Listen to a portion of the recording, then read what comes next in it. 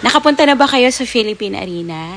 Iwa-walking tour ko kayo para makita nyo kung gaano siya kalaki. Tsaka magkaroon kayo ng idea kung ano yung mga pwede nyong gawin kung pupunta kayo.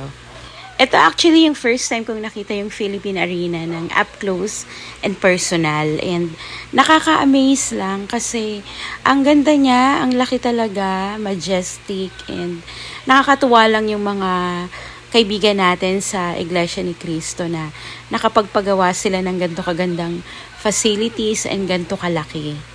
Sana ma-maintain and ma-improve kasi ang laki-laki talaga ng property and sayang naman kung walang pupunta, 'di ba? So, ayan yung garden nila, may mga tables and chairs.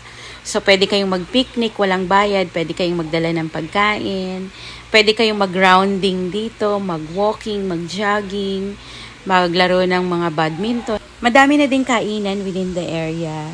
And soon magkakaroon na rin ng Starbucks. Pwede rin kayong pumunta sa flower garden nila, tsaka sa swimming pool, although may entrance fee na yon.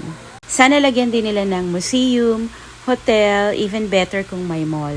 Booming na din talaga ang Bulacan. Alam nyo ba, aside sa airport, magkakaroon na rin dito ng NGC. Yun yung equivalent ng BGC namin dito sa North. Kung malapit lang kayo sa Bulacan, pasyalan nyo din tong Philippine Arena. Follow for more walking tours and galas dito sa Bulacan and anywhere else in the Philippines.